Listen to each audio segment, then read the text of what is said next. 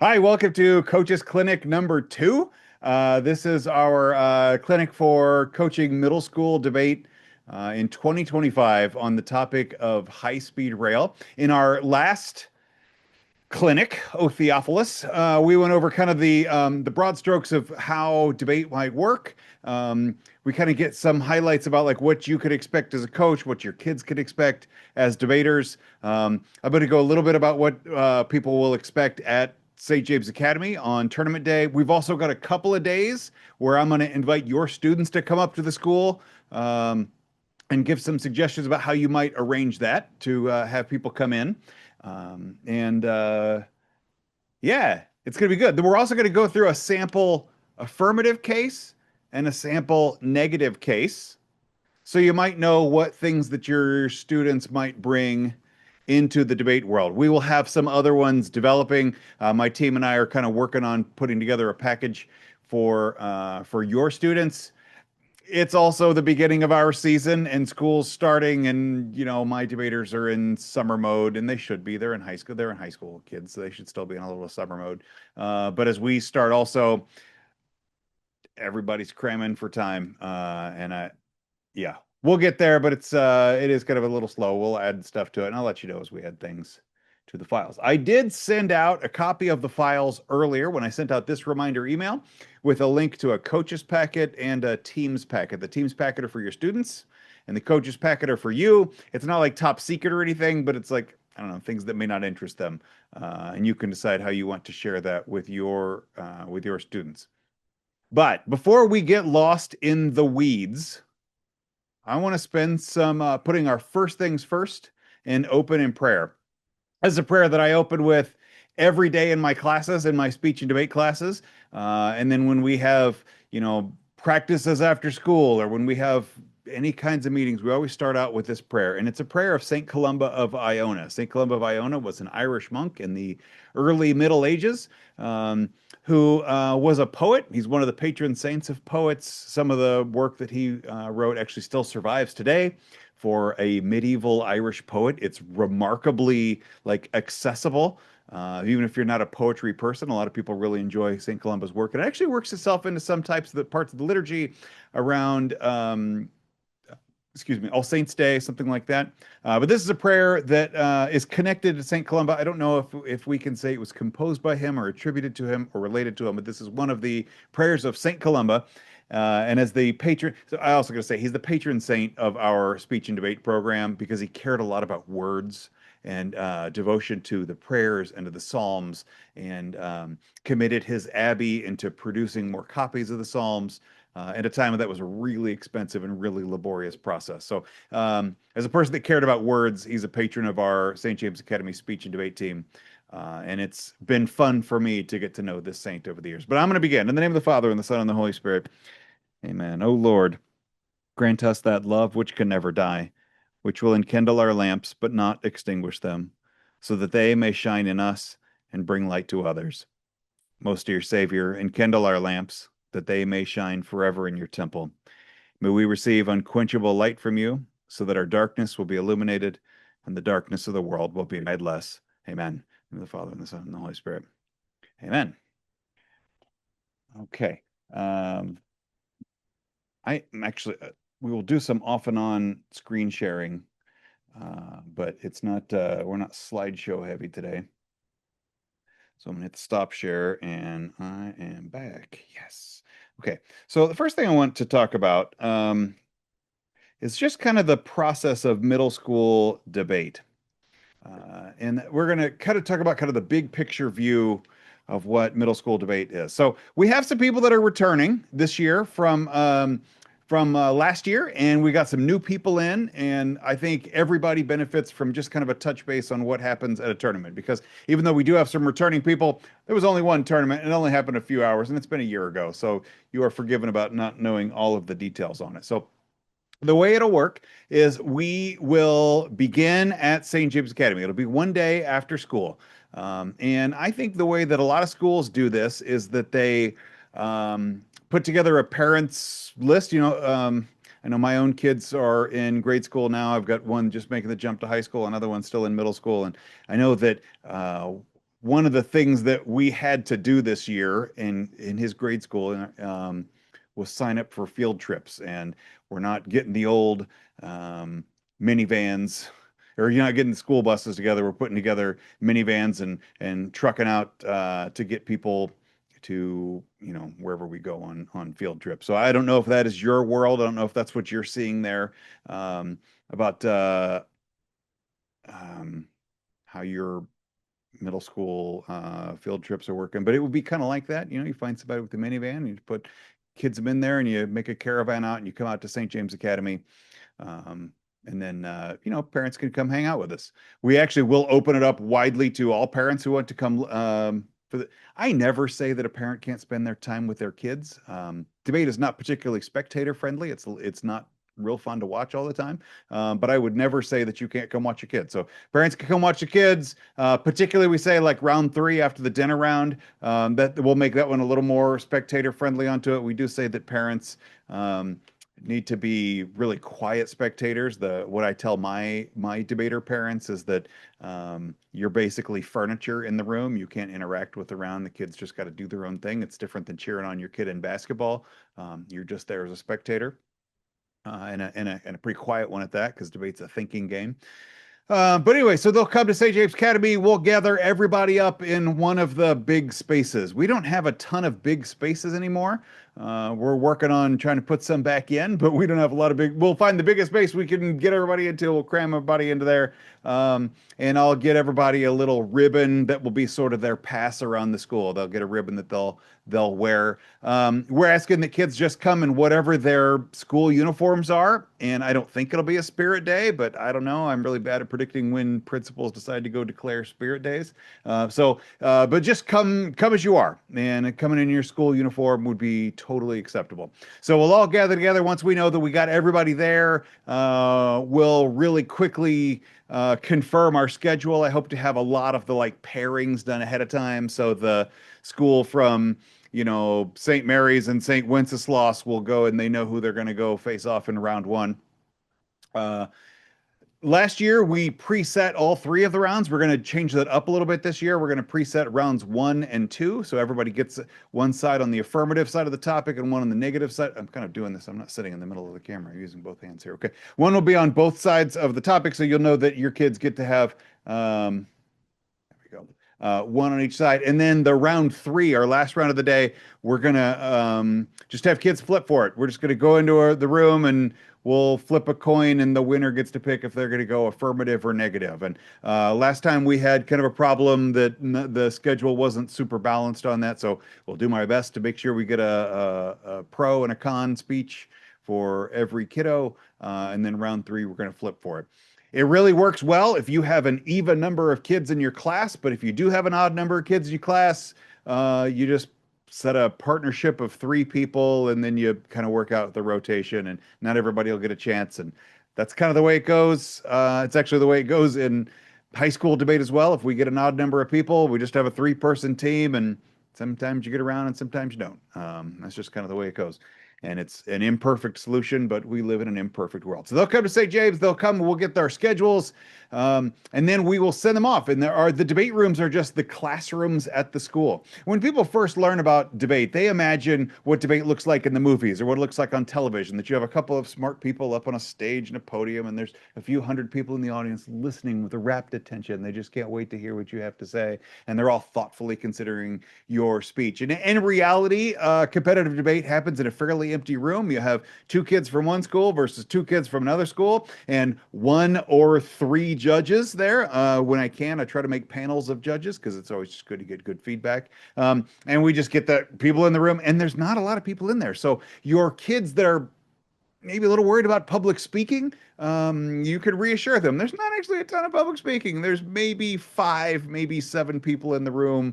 It's actually less than you probably have in your classroom, on the days even when people are sick. Like, it's just a small group. That's the way that the debate works. So they'll go, and they will have their speeches. I'm going to put a link in the chat of how the speeches go. Let's see. I got to make sure I get the right folder in here. So each kid gets to give 2 speeches. and then a couple of times to answer some questions on it. It's actually, this document is in the coaches packet. Um, let's see, it's in the coaches packet that I shared with you on the email.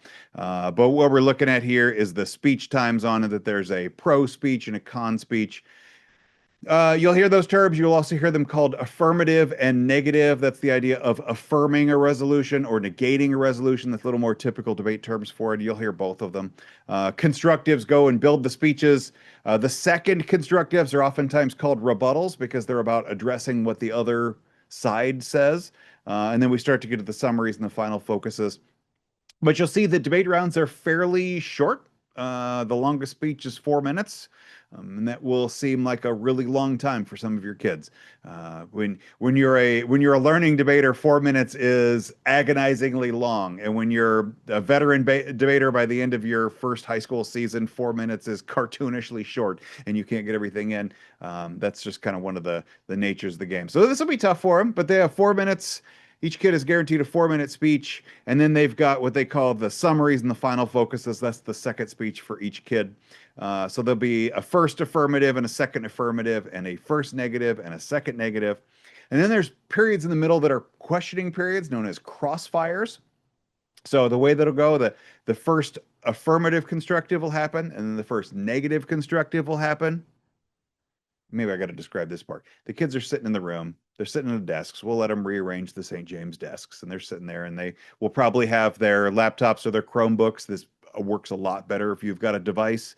I know devices are oftentimes tricky, particularly because so few of us own our own devices in school. They're all school property, and they're a little tricky to get to. But check out your Chromebooks for the night, best as you can do that. Like, every school's set up differently. But you bring them up to St. James, we'll get everybody on the internet. But they'll just sit at the student desks. They will probably read their speeches off their Chromebooks, off their laptops, is typically how it goes. You're welcome to print out anything you want, but paper, in debate, you use a lot of paper. Uh, we joke on our team, the trees work for us. You just can't worry about the printing, but in reality, we do have to worry about printing. So anyway, they're going to read their speeches off their topic. So there's 4 kids in the room, 2 on one side, 2 on the other side. The first kid, the first pro constructive, will get up. And nobody wants to be the first person to talk in a debate round. Even confident kids don't want to be the first one in the debate round. So I tell my students, I say, the first speaker does have to be the brave one and get up to be the first speaker. But the good news is that everything they're going to say is 100% scripted. And that's kind of the trade-off for it, because this kid's going to go up and he's going to read, he or she's going to read the first affirmative constructive, and it is totally scripted. I'm going to show you an example of what that looks like ahead of time. You will have done all of the work on this one before the round even starts. Like I said, I'm going to show you an example of that. Then that kid is going to sit down, and the first negative speaker from the other school is going to get up, and they're literally just going to stand at their desk. Or sometimes people will move a desk in the middle and they'll go stand there like a podium. It's not unusual just to stand at your desk. We do ask kids to stand up. That's just kind of debate practice. Stand up when you speak. They'll stand up at their desk or at what's kind of a podium, and they will read the first negative constructive. And again, it's pretty much a scripted speech. There are some people that, instead of 4 minutes of content, they try to go with 3 minutes of content and 1 to address the opponent. But for the most part, those are pretty canned. Then both of those first speakers stand up again, and they engage in a questioning period known as crossfire. So crossfire, if you have debate experience in Kansas, you probably have policy debate experience where they have cross-examination and one person asks all the questions to the other person. Public forum is more cooperative than that. It's called crossfire, and one person will ask a question, the other kid will answer it, then that kid will ask a question back to the first one, and it's like this trade-off questioning period in the same 2-minute time slot. It is cooperative. It requires the two debaters to talk to each other. Oh, may I have the first question, please? Yes, you may have the first question. And they'll answer it. They say, okay, now may I ask a question? Yes, you may ask a question. And they'll go trade back and forth. It sounds very proper. And the truth is that while people are learning to do it, it's sometimes pretty clumsy and doesn't always sound as proper as you want it to. But that's the process of learning. And that's why we give people an opportunity to do it. So they'll do that. They have a 2-minute crossfire period. At the end of 2 minutes, those 2 kiddos sit back down, and then the second affirmative walks up.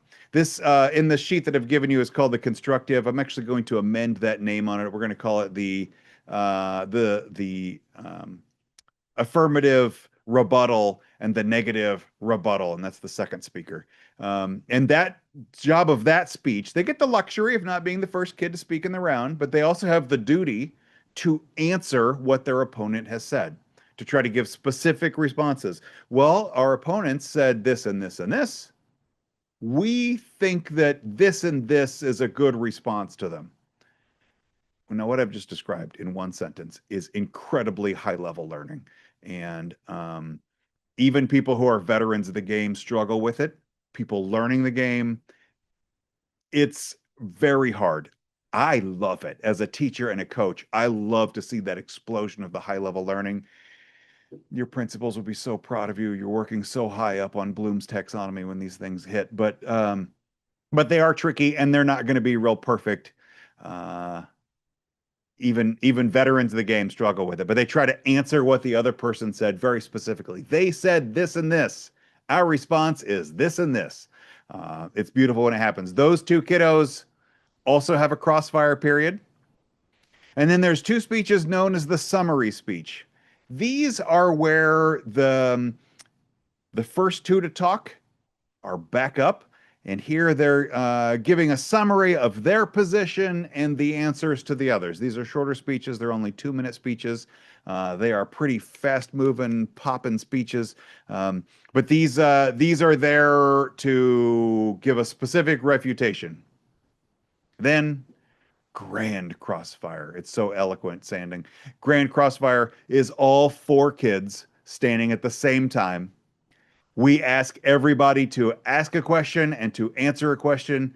Doesn't always work out that way, but when it works well, that's what happens. That's a 3-minute questioning period. Then you go to the final two speeches of the round called the final focus. And this is where we tell our kids, hey, you are the used car salesman, and what does it take to get you on a ballot today, right? Like it is the chance to really go sell that round. And that is the speech times of public forum as we use it at St. James Academy. There is also a period at the bottom of that page that I linked on the chat, something that says each team gets 5 minutes of prep time. Prep time is a unallotted amount of time for the team. So the affirmative team gets 5 minutes between the two kids to stop, to like this is between speeches. You wouldn't do it in the middle of a speech, but you do it between speeches. So to go plan what you're going to go say, to talk to your partner, like, oh my gosh, do you think we should do this and this here? Some kids will try to totally script out their speech. That doesn't work very well. We try to encourage them to go hit bullet points or to go find a piece of evidence that responds specifically there. Between the two kids, they get 5 minutes to use up in whatever processes they need, the 2-minute blocks or something like that, 30 seconds at a time. The affirmative team gets 5 minutes, the negative team gets 5 minutes, and it's up to them to carve up the time as they see fit. This will be, again, imperfect when you're learning the game. Even veterans struggle with their prep time. But it's debate's a timed game. You play in the constraints that you get. It is wonderful. It is a bear, and it's pretty great. So at the end of that round, every kid has given both of their speeches. They've done their crossfires. At the end of the round, the two debaters look at the other two debaters and they say, "Hey, good debate." Even if it's not a very good debate, I tell my debaters this is like video game etiquette. When you're playing a video game against somebody, you always end with the GG symbol, good game. Even if it was not a particularly good game, it's just like the polite convention of how you get out of a video game. In a debate round, you say the same thing. You say, hey, good debate. Even if it was not a good debate, it's just the convention of it. You turn to your judge, you say, Judge, thank you for judging today. And then you pack up all of your stuff and leave that classroom. And the debaters will come back and try to find you, their teacher coach, to go figure out where they're going to go the next round. We find that some of the schools just go and share the whole schedule at one time. Some of the schools kind of like meter it out because they say that it's kind of overwhelming to look at a whole schedule at once. But whatever it is, you're going to go tell your kids, okay, now round 2, you're going to be in room 2131. Go get them, have fun. And you'll send them back off to the round. They'll do 2 rounds of debate.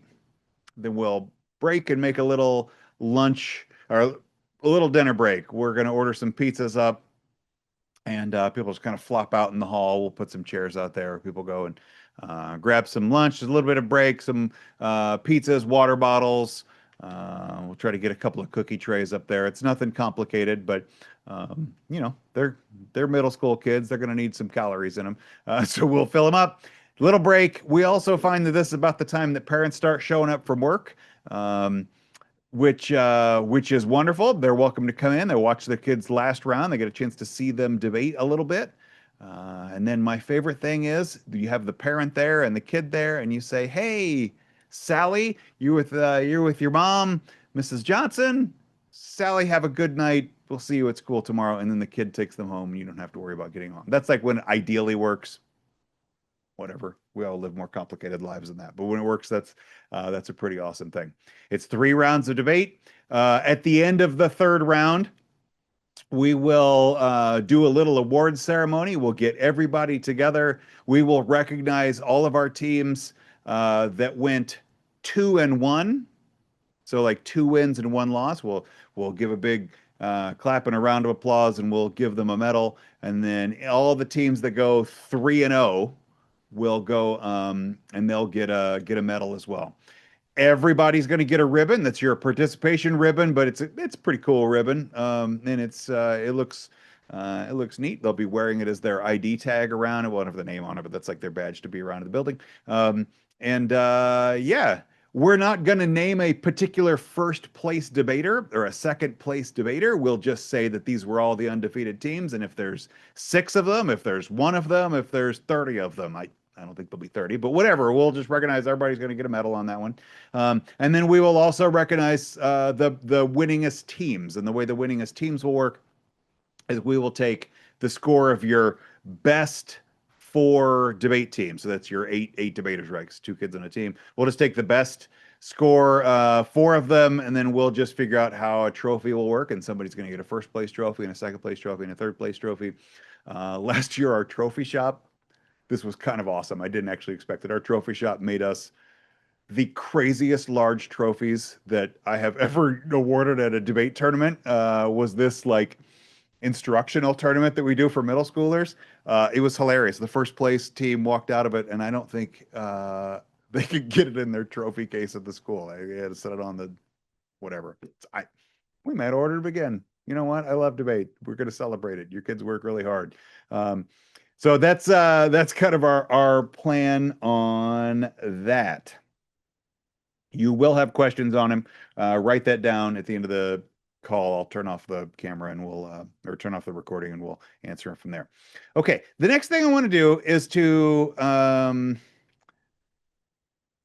show some sample cases because I find that for a lot of people, oh golly, make sure I get this right. For a lot of people, if you don't have experience in debate, it's kind of hard to know what it might look like. So I'm going to go back to a share screen and show. No, I want to do this on the browser so it looks like what you're going to see. If you want to follow along, like I said, I'm about to turn over and share the screen. If you want to follow along, I'm in the folder called Team Packet, 01 Team Packet, and I'm going to open up this file called AF1 Transpo and Urban Innovation. And let me hit a share screen on this so we can follow along if you don't have all your screens working at the same time. Nope, not Neg1, F1 Transpo. Okay, so this is a Google document. And when I'm just learning how to do this, I print them out. But when my debaters actually start debating, we just do everything on screens. But it's something cool. So this is the affirmative constructive. This is the first speech in the round. And right now, these are both in your folders. They are both way too long because these are high school cases, which kids speak really fast in high school. And the speech times are a little longer. So we've kind of pared this down a little bit for instructional, for learning onto it. So I will need to cut this down more as it stands. There is citations from 10 different citations from articles, which is way too much. But I'm going to walk through the idea of it first. This is the affirmative constructive. Affirmative means they are affirming the resolution. And in this case, our resolution is resolved: the United States federal government should substantially increase its investment in high-speed rail. I think I need to embiggen this. I don't think that looks very good. Okay. Um, so that the affirmative team is affirming that resolution, which means they are the pro team, like they are the yes team. And so we call them the affirmative into debate rounds. So they'll have this file, they'll probably pull it up on their Chromebook. And what the way this works is that we ask the students to read everything that's highlighted. Yellow highlighting is the voice of the debater. In this case, this is my voice that I wrote this intro on here. So your first affirmative constructive speaker would get up and he or she would start. High-speed rail isn't just about trains. It's a real change that affects American lives and feeds the world. That's why we stand resolved that the United States federal government should substantially increase its investment in high-speed rail. Our first contention is that we need to create a better transportation system in this country. We begin this argument with subpoint A. The current transportation industry is failing. Seren 21.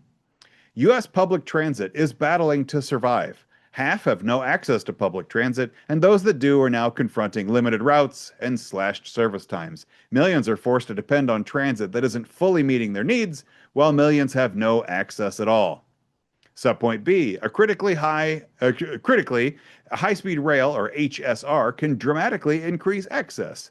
Lu and Lu and Mina Zhang, 18. HSR travel time savings enhanced access to opportunities for all city clusters. HSR shrinks time space, blah, blah, blah. I'm not going to read this whole thing to you. But what I wanted you to hear was that this is set out essentially as a talking outline. We have subpoints. We have contentions. Contentions are like your Roman numeral number 1. Subpoint A moves through it here. So it's a talking outline.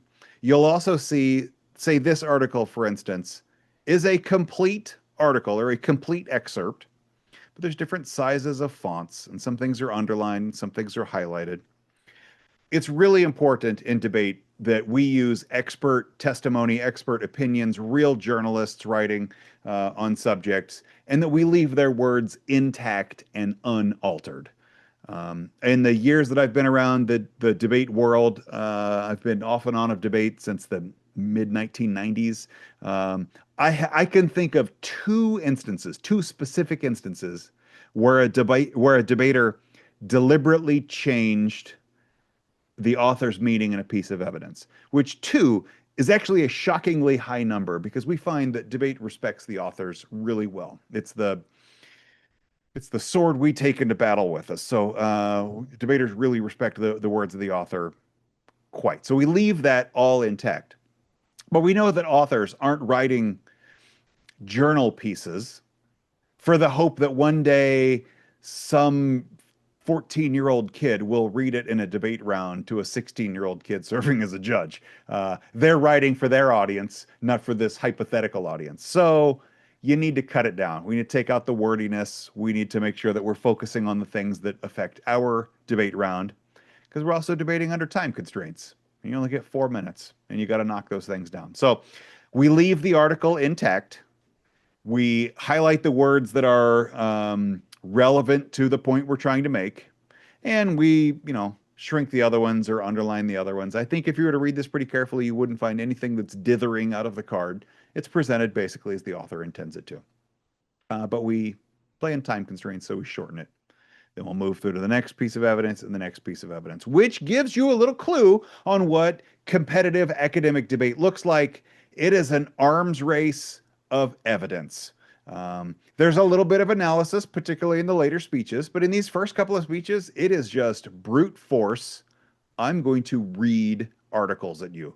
I have organized them. They are in an outline structure. It does make a coherent case. For instance, this case here says transportation changes lives. It argues the current transportation industry is failing. Our current infrastructure grid isn't working well. That high-speed rail, HSR is the abbreviation we will use for this, HSR dramatically increased access. It gives people who don't have a lot of access to transportation a gateway in. Subpoint C, and that it's not just theoretical. We've seen it work in big countries. China has high-speed rail, and we find that it increases access from all socioeconomic groups. It helps rich people, it helps poor people. Travel and high-speed rail lowers the bar for everybody. And then, oh, I got a highlighting error here. Subpoint D, that and that's how you create equity. That's how you decrease the gap in life between rich people and poor people. And this is shown not just like argumentatively, you see it with actual measurable ways. This is a way to improve the lives of people. You create more transportation faster, and that is what changes lives. That's what actually like affects social factors of poverty, but also health factors. And it turns out that this is how you raise incomes of the poor people. Um, so that's our contention one: transportation changes lives. And then we got a segue here. High-speed rail is an important way for mass transit to affect real individual Americans, but it's also great for cities as a whole, as we explain in contention two, titled Urban Innovation. Now, this is a really typical debate move. You've made one case that is prima facie logical. Hey, transportation is good for people. And then we take it one step further and say, and here's something that you haven't been thinking about, but would be also good for people. And that is that right now we have a little bit of a problem in the United States that innovation appears to be slowing down. We're not inventing as much as we used to. We're in a little bit of a creativity slump. Between you and me, have you seen any movies today? They're all reboots of movies we all saw 20 years ago, right? So innovation appears to be slowing down. And it's not just in our superhero movies. It's also in like the real life innovation in the world. So it appears to be slowing down. That's subpoint A. In the status quo, U.S. innovation is slowing down. Subpoint B, thankfully, high-speed rail can dramatically increase tech innovation. The argument here goes that this is a big infrastructure project that drives innovation and drives engineering. Like we talk about how the aluminum foil was developed for the Apollo program, right? That like big advances in science and technology bring small advances. That's actually the stuff we use in real life. High-speed rail dramatically increases technology innovation. Here's where this argument gets fun. That kind of innovation has effects on things like urban farming. Technology affects the way that people grow foods in parts of the world that have food deserts and don't have access to good food. So that kind of technology actually increases food production where people need it. And subpoint D, urban farms increase the food supply, and there's all kinds of evidence for it. I love the way this is phrased. Multiple meta-analyses prove. We'll probably reword that to sound like something that a 13-year-old actually says in real life and not robots. But this is one that a high school debater helped me write, so it's a little clumsy. Subpoint E, that's how you create food security for people at risk. Debaters do this stuff all the time. They roll up the obvious parts and then they say, and here's the thing you're not thinking about: high-speed rail creates the kind of technology that goes and feeds hungry people. And yeah, it's about transportation, but it's also about helping people that you don't even think that you're helping, but advances society for the good of the people in society. Then they wrap up with a little conclusion. Not only does high-speed rail improve the lives of people by creating new transportation, it's also the gateway to innovation to feed the world. These are real impacts that happen if you vote affirmative. Thank you. Then this kiddo will sit down, and the negative team will get up to go talk. Like I said, I haven't timed this speech. One of my debaters helped me put this together from work that they worked with another debater from another school to go do. It's probably faster than you can read in 4 minutes. High school competitive debaters learn the term is called speed spreading, and they just read as many words as they possibly can. I'm not going to recommend it at this tournament because our judges won't be able to follow along at a 450 word per minute clip. So we'll cut this thing down. You also have my blessing to cut down your articles as much as you want. I'm going to give you packets of more or less stuff, more or less available stuff. You are welcome to mix and match it however you like. You are welcome to rewrite anything in the yellow highlighting because those are the words of the debater. The blue highlighting is the words of the author, and you can re-highlight. You can go through and find other sentences, cut words out, find some stuff that this editor skipped. Listen, we're academic professionals. You could do this. You have permission. If you don't want to do it, I've done it for you. Like, but I just want you to know you have my permission, you have my blessing to do that. You're welcome to write new evidence. I mean, not write evidence, but you're welcome to compile new evidence. You want to go send your kids out on a researching task and go develop research? Absolutely. You have permission to do that. This is not a walled garden. I do plan to give you enough to work with so you don't have to do that, but it's out there for you. Okay, so that's what an affirmative is going to say. Can I put this in the same window?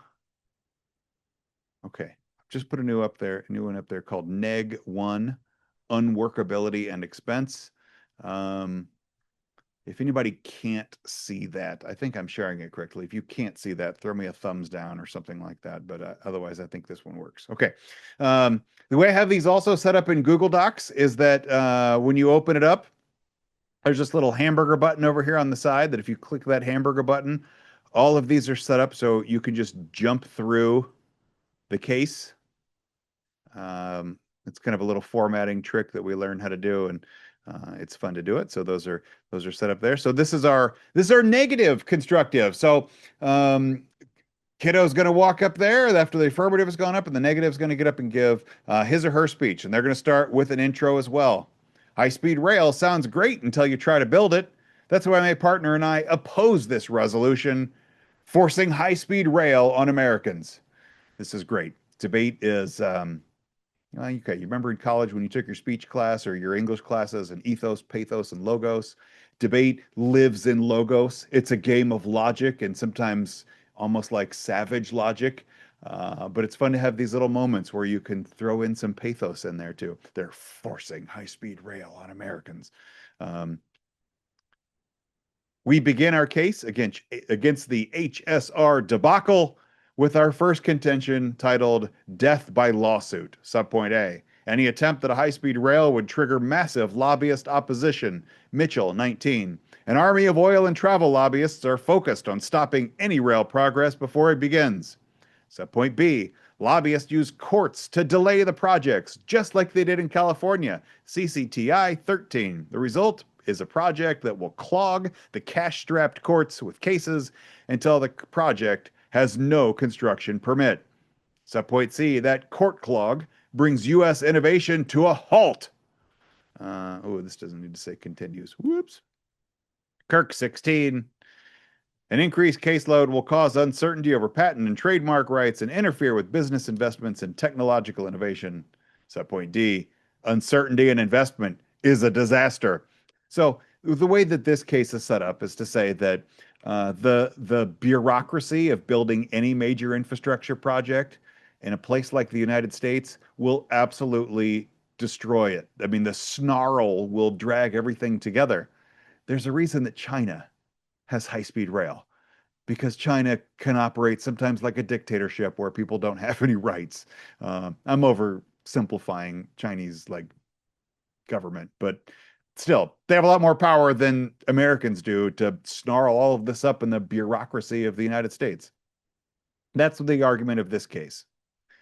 Then we go on, and again, debaters like to do this where they set up one piece and they continue to do that. Furthermore, it squanders local investment that could be used to rebuild our actual here and now infrastructure, as we argue in contention 2, municipal money. So this part of the case argues that high-speed rail is crazy expensive, and the only way to pay for it is wild American debt. It's funny, when years ago we used to talk about what the American debt was, and Ross Perot makes a run for president talking about cutting the deficits and getting the debt back under control. And then at some point this is me, I'm sorry, you got me monologuing, but I'm gonna do it anyway. At some point we just decided that government money was infinity money and we were just gonna spend as much as we want. And then it seems to be in the last few years people are like, oh, wait a minute, is it really infinity money? Anyway, that's what the argument of this case goes. High-speed rail is wildly expensive. It's gonna spiral up the American debt. The expenses aren't just federal debt. We're going to find out that this has impacts on every level. State debt, local municipalities are going to have to really figure out how to find the money to make high-speed rail affordable. And that what's actually going to happen is that the debt funding to make this infrastructure project is going to come at a trade-off of municipal bonds, making it harder and harder for cities to go fund their own infrastructures. I live in Shawnee, which is, has a seems like every even numbered year I have to vote again on pipes and parks to go re-up my sales tax on it and go pay for it. But all of this stuff happens over and over again. And if I have to build a high-speed rail as well, this is at some point people are just going to stop buying municipal bonds. They're going to stop making it so you just can't fund projects that also will jump over into treasury yields, which will snarl up local money. Like all of a sudden now we've made this from a local municipal bond to the United States Treasury bonds are holding up dollars. And when it gets right down to it, high-speed rail in subpoint E is the wrong priority that cities just can't handle. And that's going to cause high-speed rail, the project, to fail.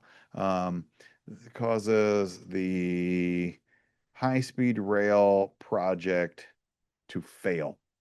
We're going to spend all of this money and ruin our local investment to something that it's just not going to happen.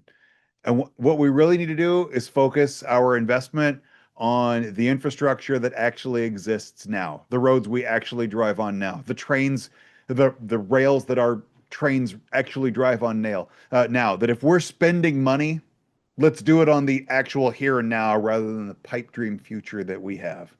And we wrap with this conclusion. High-speed rail is a bureaucratic and lobbyist dream that wastes money and hurts local resources for the things they need the most. You have to vote negative in the round. Thanks. This is also longer than a 4-minute speech. The evidence is shorter, so it's probably not as much. But yeah, then the affirmative is given their constructive, the negative team is given their constructive, both kids will stand up and they'll engage in a little bit of crossfire.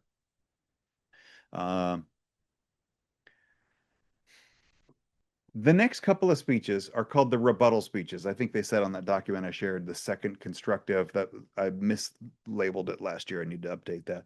The rebuttal speech is where the affirmative team, the other affirmative kid, is going to go up and answer the stuff the negative just said. As much as possible, give a direct clash. They said this, our response is this.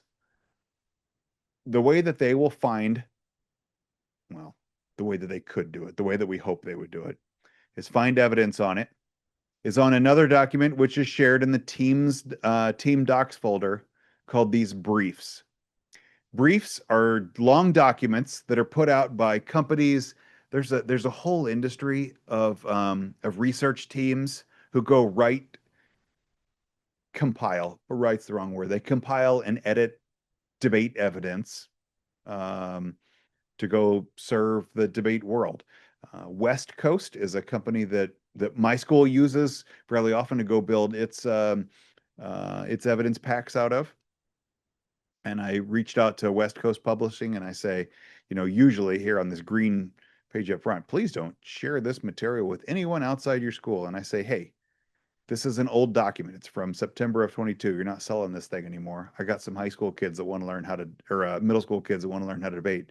Can I share this packet with them from 5 or 8 or 3 different schools? And West Coast said, you know what? Yeah, absolutely. You have permission to do it. So even though it says don't share this material with anyone out of your school, Jim of West Coast Debate gave us specific permission for us to use this in the Archdiocese of Kansas City and Kansas. Yeah.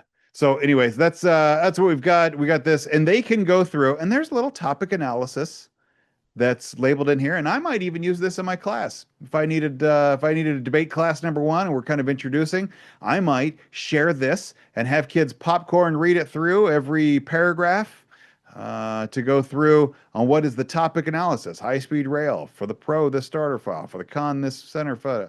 These terms are going to be over their heads, but it's okay for them to learn them and try to figure out what they mean. So you got a few pages of a topic analysis. And then debate often revolves around definitions and what these terms mean. What does it mean to substantially increase investment? Well, here's what substantial might mean.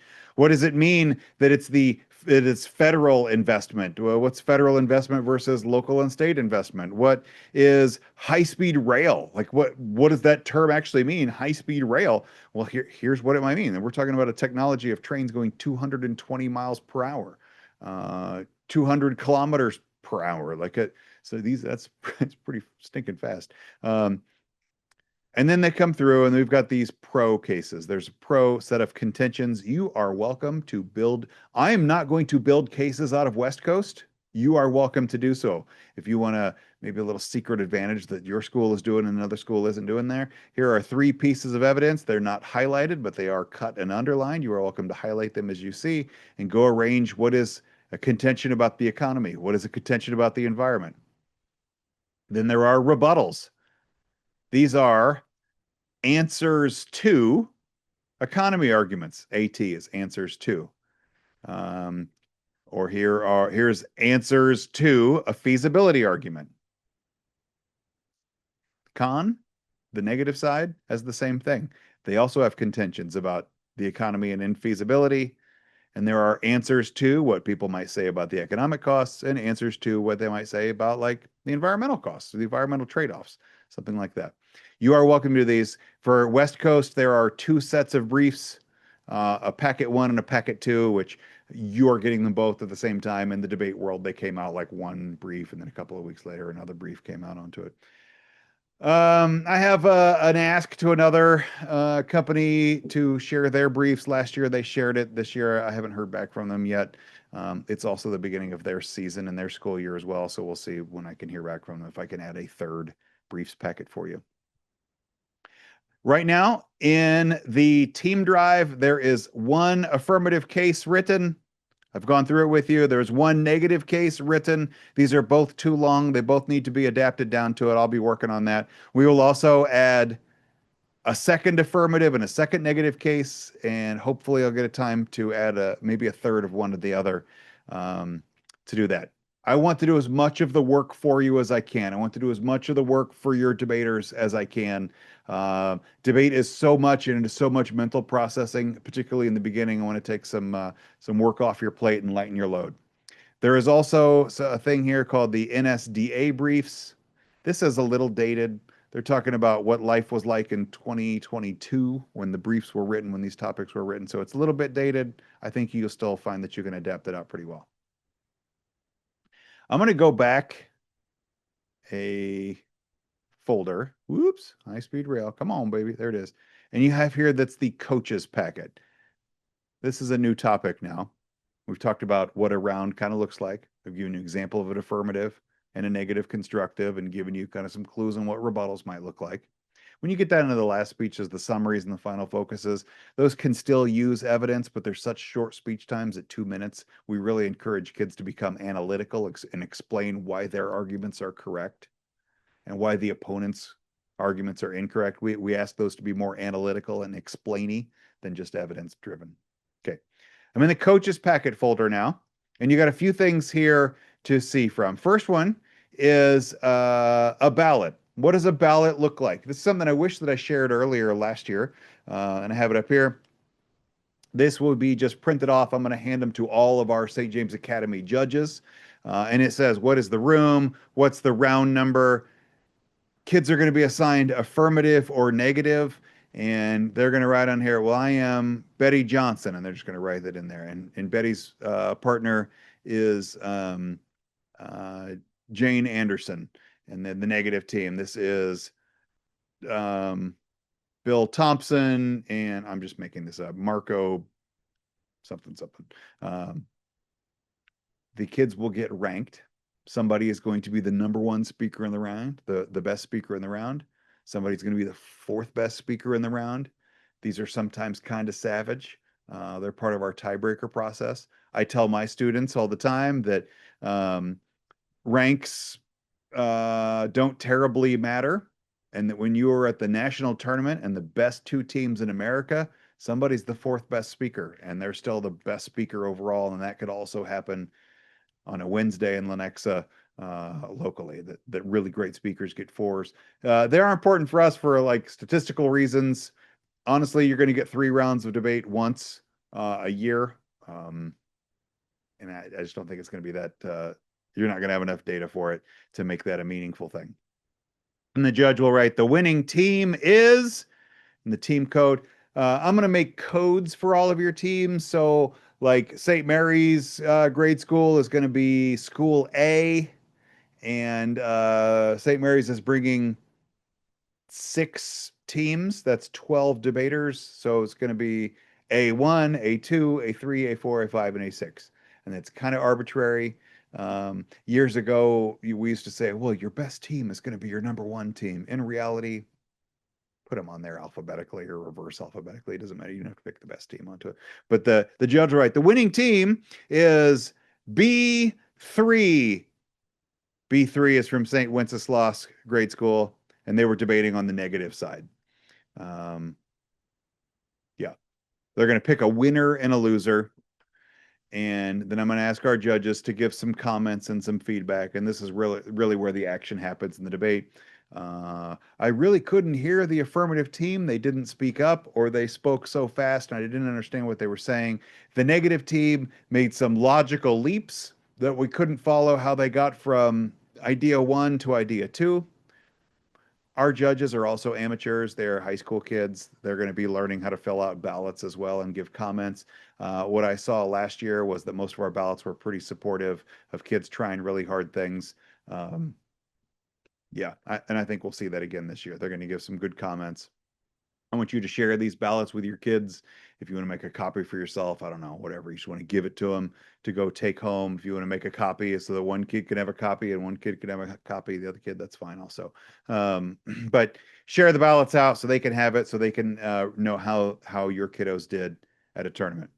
As a coach, I don't tell my debaters if they won or lost the round that just happened. I want my debaters to be thinking about their next round rather than their last round. I will tell you as a teacher and as a coach, you get the rights to know how your kiddos are doing. But as a coach with my students, with my debaters, I don't tell them. I keep that part to myself until the tournament is over. Then I let them have all their ballots onto it. So you'll have that. You can do set it up. There's also 2 things listed in this folder as lessons. I've got one lesson that's an intro to PF in Congress. This is put out by the National Speech and Debate Association. It's a long textbook. It is, I don't know how many pages long, 145 pages long.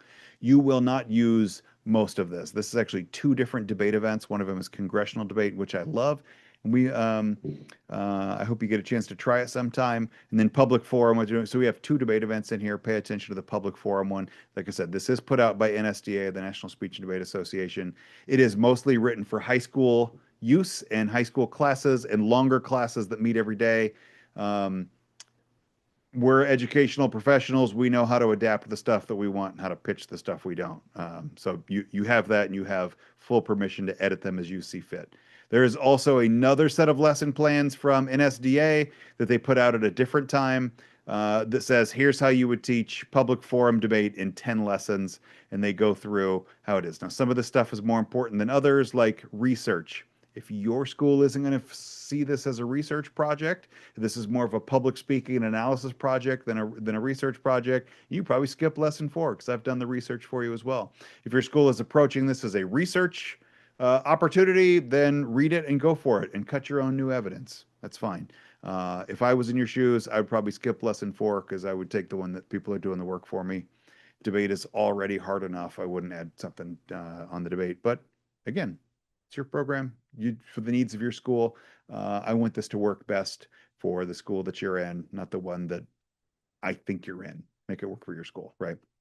And these are pretty simple lesson plans to it. Adapt these down as you see fit. Some of our schools are teaching debate as a freestanding class. It's one of the electives that their high school or their middle schoolers get to take. Some of our programs are doing after school. They're just taking sign-ups, and it's the after school program that trades off with the STEM program that is the late pickup for parents on it. Some of our schools are working them into their ELA programs, and then this is going to be their second unit of the English curriculum. They're going to start off with one and kind of hits the reading packet, and then they're going to jump right into this in the before the first quarter is up. Whatever. The schools are going to be doing it in different ways. I want you to see this as advisory, not as prescriptive. I want you to know that all of these things are here, but again, we're educational professionals, and we get these jobs because Our principals, our schools, our pastors, and our families trust us to make good decisions for it. And I think you can make that good judgment. You'll also find in this folder our clinic number one. This was recorded. I put it on YouTube and sent it out. This is kind of the stuff for it. This is clinic number two. It is maybe less helpful because I'm spending more time working through documents than the running through a slideshow onto it. Okay, so now we've had a chance to work through what to expect in a round, what the sample cases are, and then how you can go build the lessons for your class. At that point, I'm basically wrapped up on this one. I don't have any more in my agenda to foist on you today. We're at sitting just about an hour on this one. What I'm going to do is I'm going to stop the recording and I will take any questions. You can put them in the chat if you want to do it that way. If you want to turn on your camera and just pop off and talk to me as a person, that is fine as well. But we'll do all of this offline. If it's been an hour, you are done listening to Wahlberg yap. I do not take it personally at all. If you just go out to glorify the Lord by your life and drop this call, that's fine as well. Okay, I'm turn off the recording.